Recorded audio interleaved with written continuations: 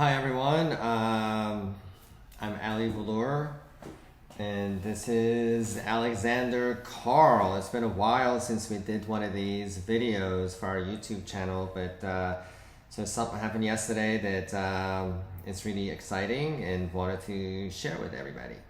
Yeah, and we're also trying to pick up on our videos a little bit. May help with our few viewers get some important information, as well as potentially help our SEO. You never know. You never know.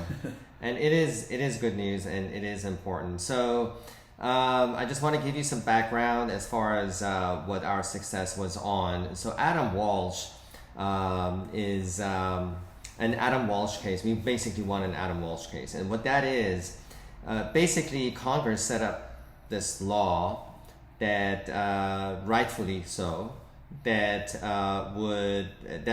prevents U.S. citizens who have specific criminal convictions of having sex with minors from ever being able to apply for their spouse to become an immigrant. Am I correct? Yeah, well, when you say sex, it's not necessarily physical intercourse, right? There's many crimes that fall under the umbrella of Adam Walsh. Right. It doesn't mean physical intercourse, but it's sex crime. Correct, yeah. Sex crime. With a minor.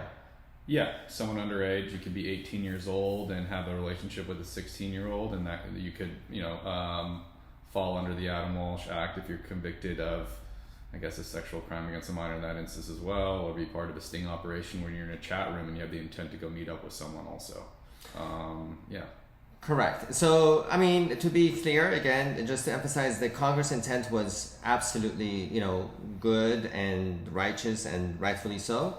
But when it comes to the application of the law, as in many other areas, sometimes the application is really broad, where anyone, for example, just Alex said, if you're 18 and you have somewhat of an interaction with somebody who is 17, potentially you could become entangled in this Adam Walsh kind of a web. Yeah. Right? So yeah, it's a sensitive subject, and like Ali keeps saying, it's a good law, but there's also an exception to the law where you're supposed to be able to then, if you can show no harm to the beneficiary, so the person that you are petitioning for, and most often it is the spouse, right? A U.S. citizen who is now married and wants to petition for their spouse to become, let's say, a permanent resident.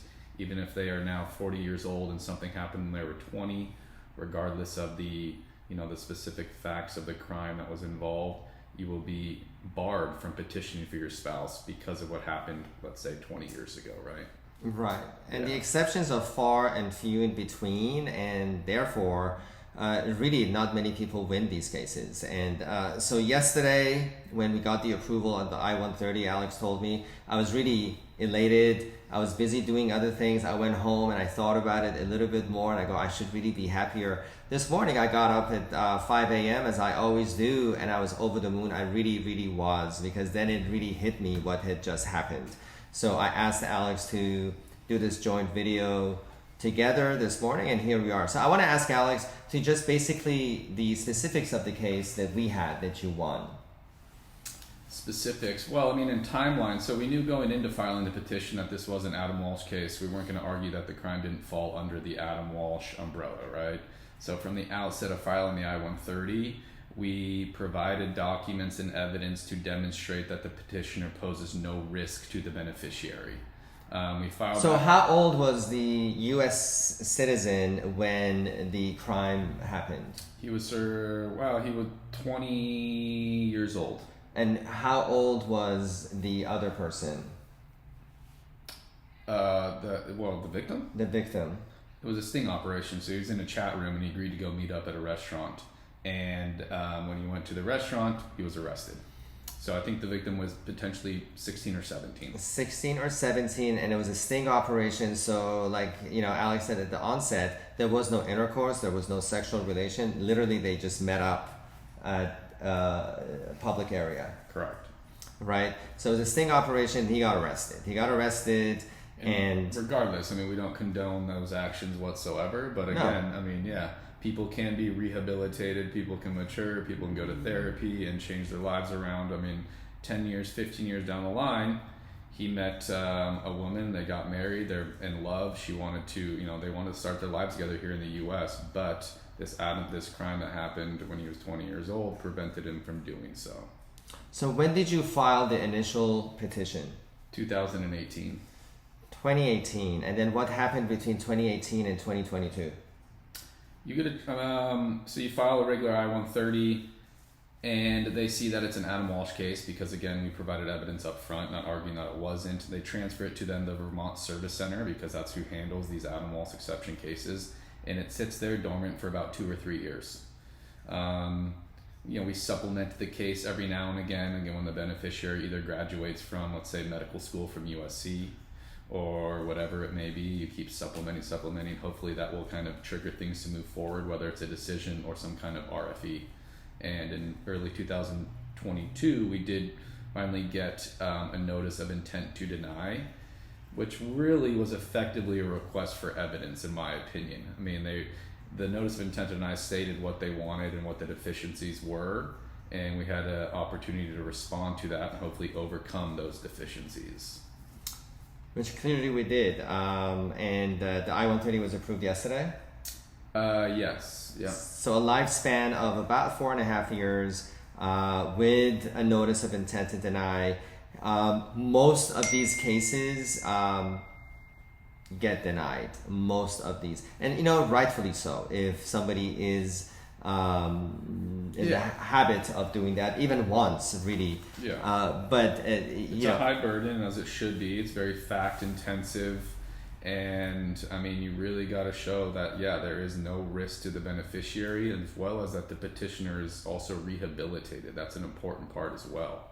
They also want to know that the beneficiary has knowledge of what occurred back whenever it happened, understands exactly what happened, and still, says that, no, I still love my husband, wife, whatever it may be, and I'm not threatened by him or her either. Did you have to argue an exception? Yeah, the no risk. The no risk. And you had affidavits from the beneficiary? Yeah, her parents, his family, employers, friends, I mean, you name it. You want at least 20 affidavits, if not more. And they all need to state that they know what happened as well. If it's just saying that he's a good guy, I work with him, X, Y, and Z, that's not enough. They want each declarant, I think is the right word, to again affirmatively state that, no, I understand that he was arrested 20 years ago for X, Y, and Z, but I've seen he or she grow during that time, and I know that they're a good person, etc. So that's an important part. Yeah, they each have to claim, or not claim, but they each have to state that they know what occurred. Right. So the moral of the story is it's a good law. The reach of it perhaps sometimes is too far and wide because obviously we did great legal work. Alex did great legal work. We won, but I could easily see how somebody might not win, even with the same facts and the response. Yeah, I mean, we have a good blueprint of, how to, I guess, give the petitioner a really good chance of getting an approval, so long as they can come up with the documents that seems like are needed to get an approval as well. I don't know if we want to go into detail of all of that, but, reach out to us if you kind of maybe fall into this category and are looking and are recently married and want to petition for your spouse to come to the U.S. Right. It's a really specific set of facts that we've managed well, and I hope this information was helpful to you all. And if you have any questions, give us a call, contact us. AmericanVisas.net is the website, and and you'll be seeing us soon. Like I said, we're going to try to do a few more of these videos. It's been a little while, but hey, why not? It doesn't take too much time, and it's a little bit fun. Bye, guys. All right.